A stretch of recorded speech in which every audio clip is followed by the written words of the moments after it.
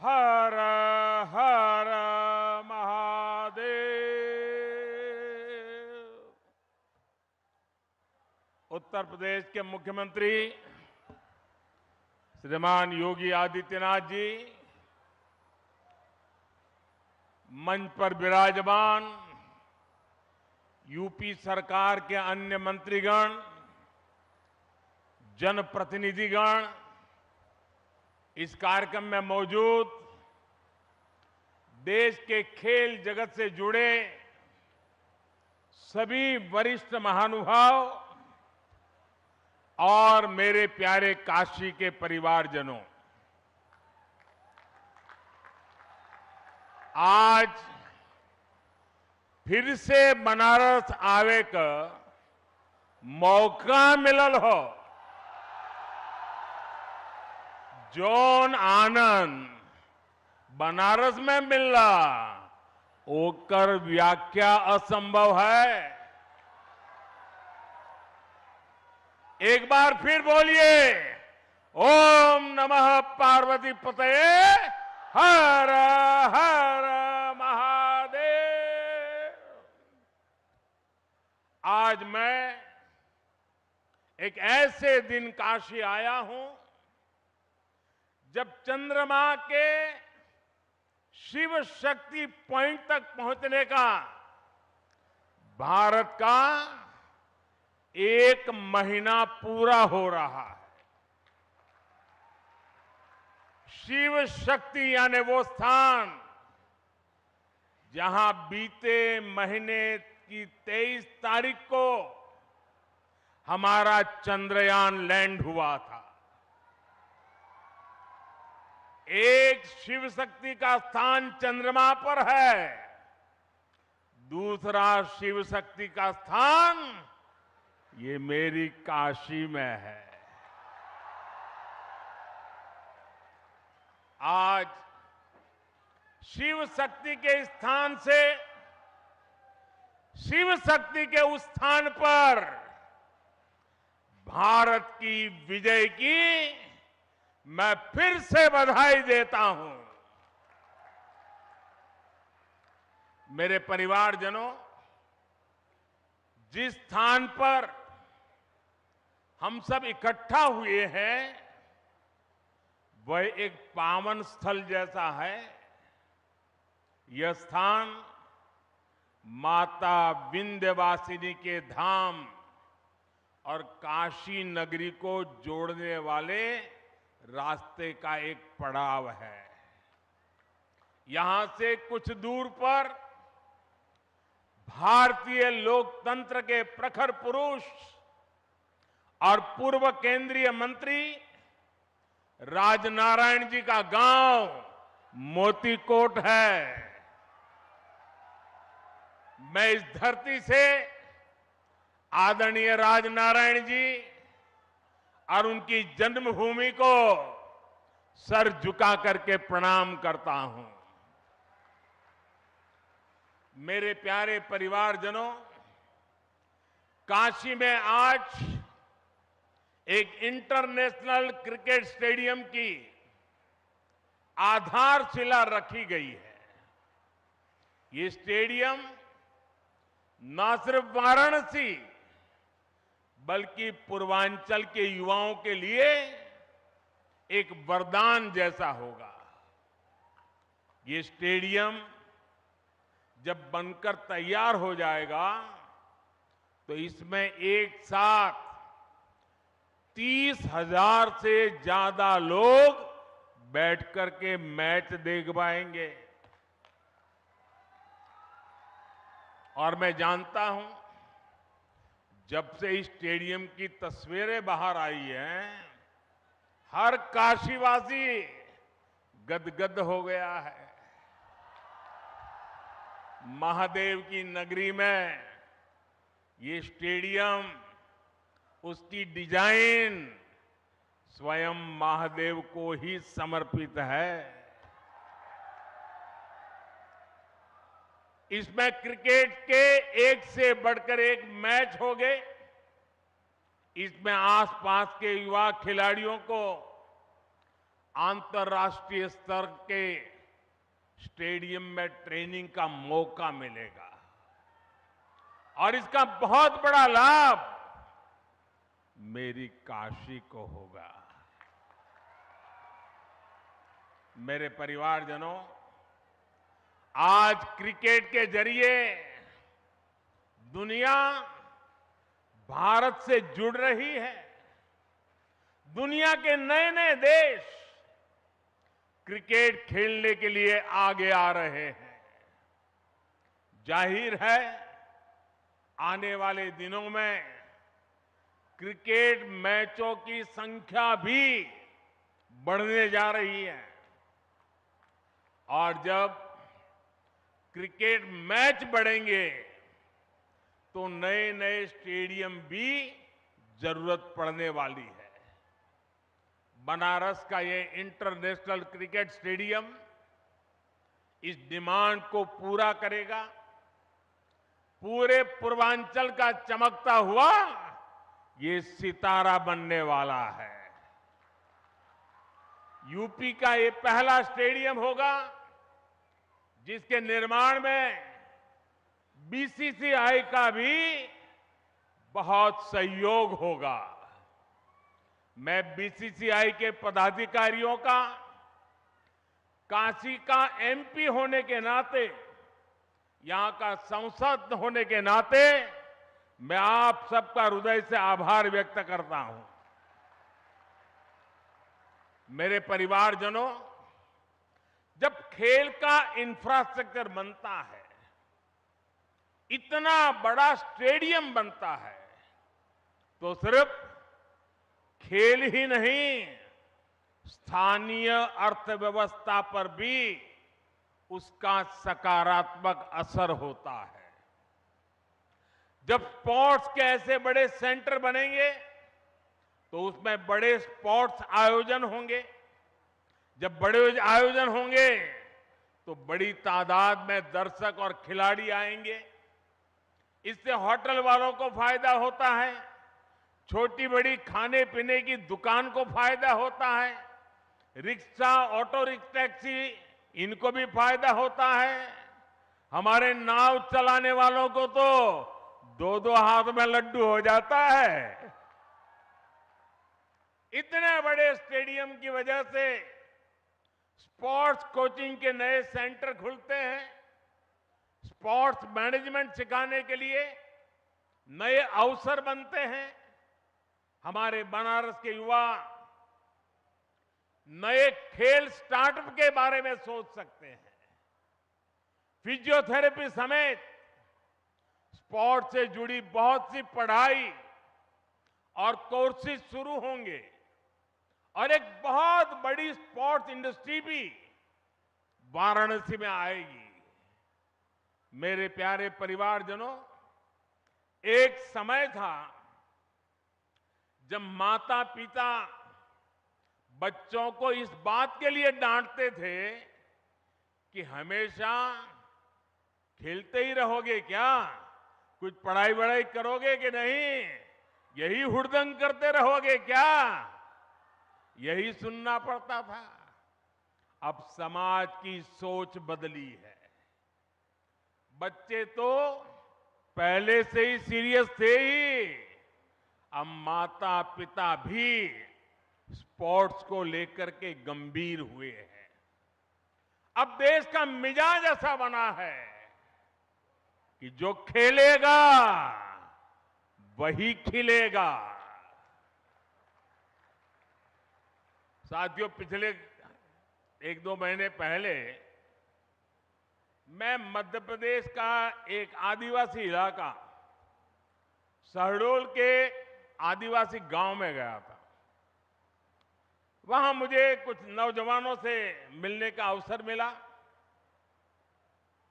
और मैं सचमुच में वहां का दृश्य और उनकी बातें सुनकर के इतना प्रभावित हुआ।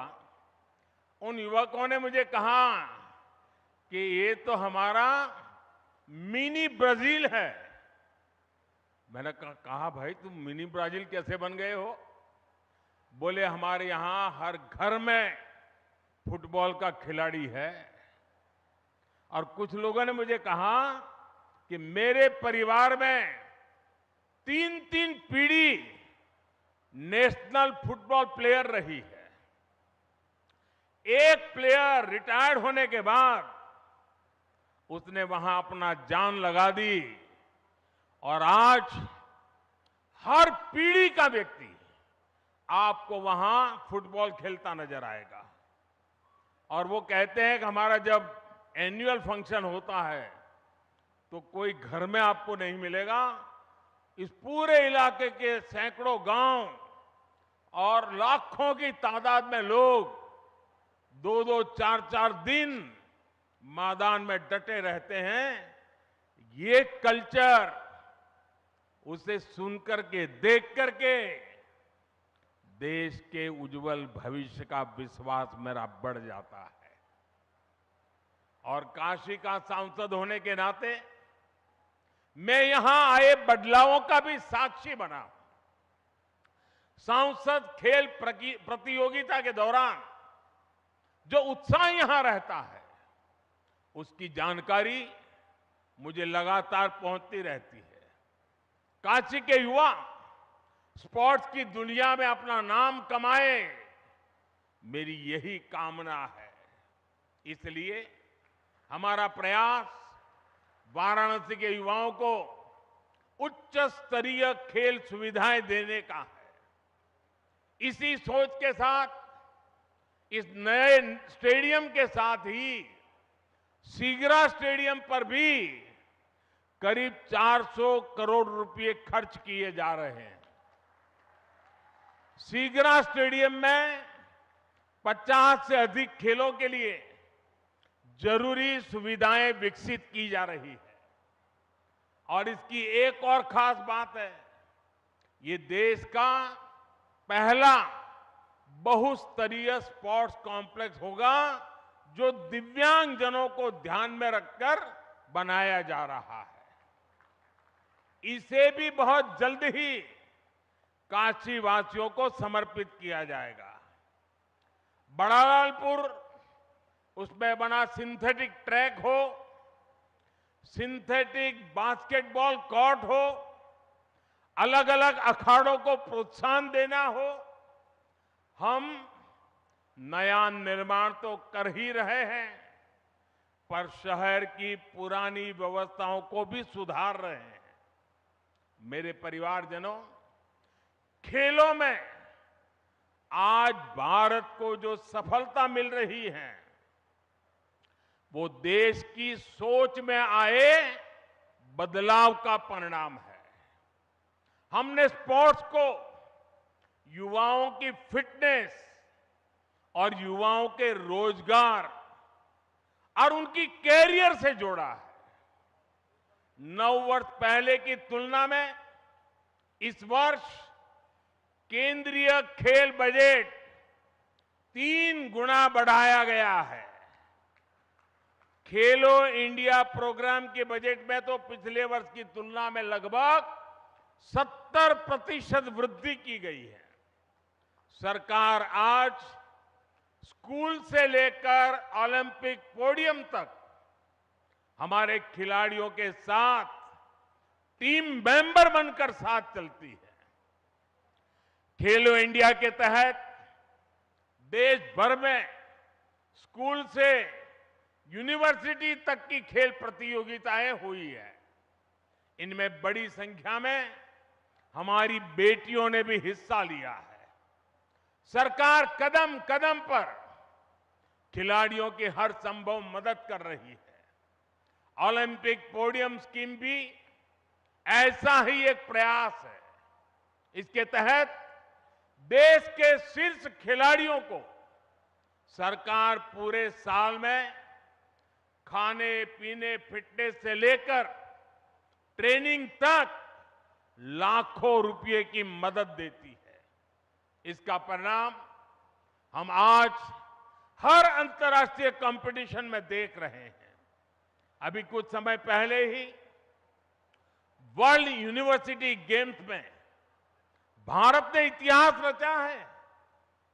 इन गेम्स के इतिहास में कुल मिलाकर भारत ने जितने मेडल जीते थे पिछले कई दशकों में, उससे ज्यादा मेडल सिर्फ इस बार, इस साल जीत करके हमारे बच्चे ले आए हैं। वैसे आज से एशियन गेम्स भी शुरू हो रहे हैं। एशियन गेम्स में हिस्सा लेने गए सभी भारतीय खिलाड़ियों को मैं अपनी शुभकामनाएं देता हूं। साथियों, भारत के गांव-गांव में, कोने-कोने में खेल प्रतिभाएं मौजूद है, खेलों के महारथी मौजूद है।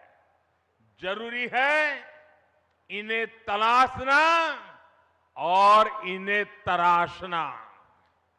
आज छोटे से छोटे गांवों से निकले युवा पूरे देश की शान बने हुए हैं।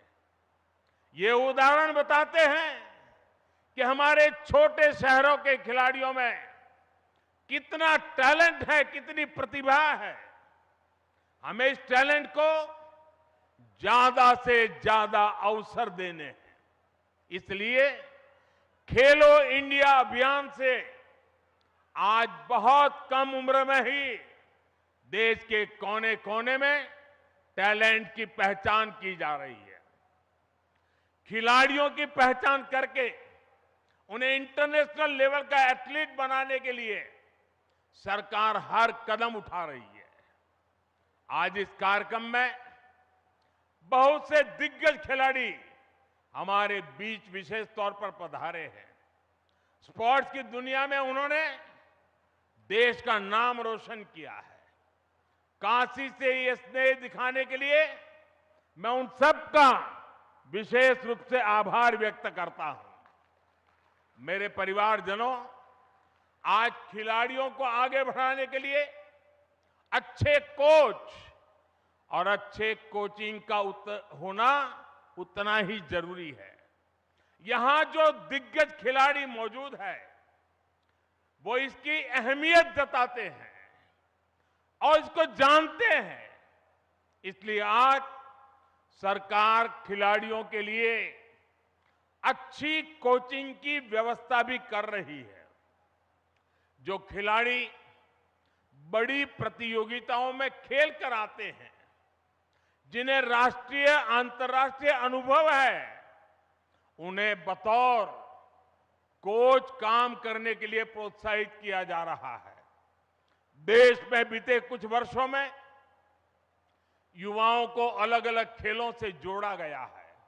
साथियों, सरकार गांव-गांव में जो आधुनिक खेल के इंफ्रास्ट्रक्चर का निर्माण कर रही है, उससे गांव के छोटे कस्बों के खिलाड़ियों को भी नए मौके मिलेंगे।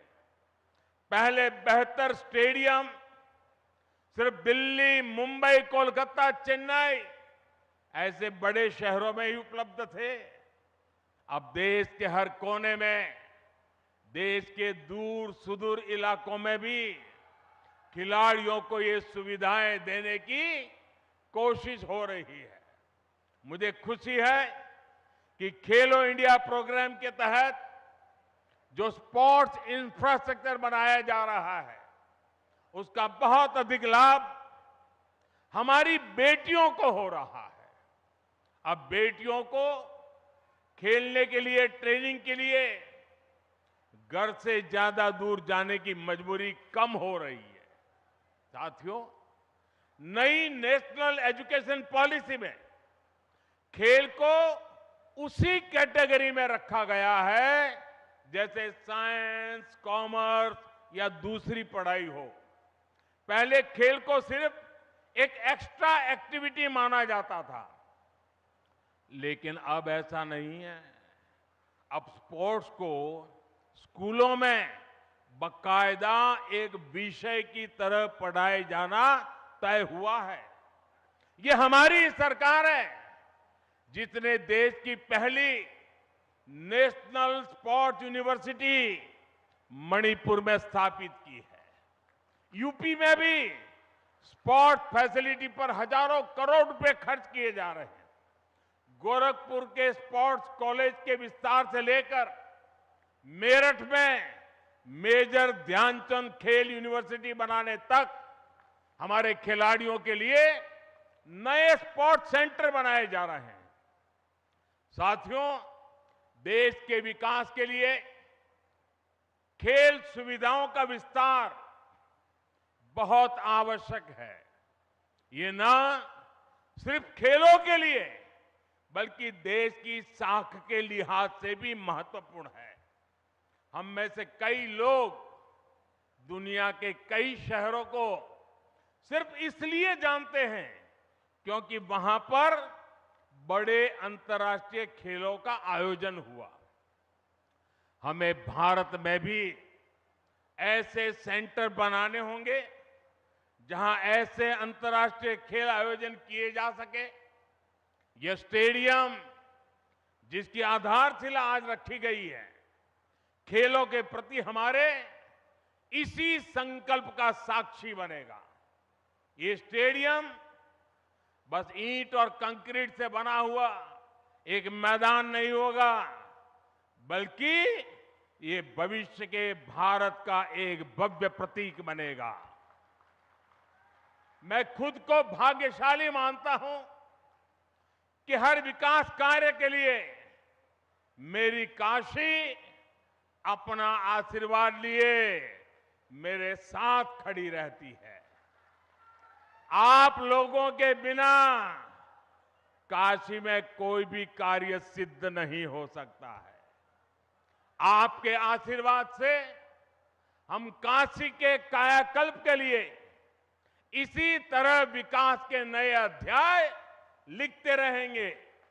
एक बार फिर काशी के लोगों को, पूरे पूर्वांचल को क्रिकेट स्टेडियम के शिलान्यास की मैं बहुत बहुत बधाई देता हूं। हर हर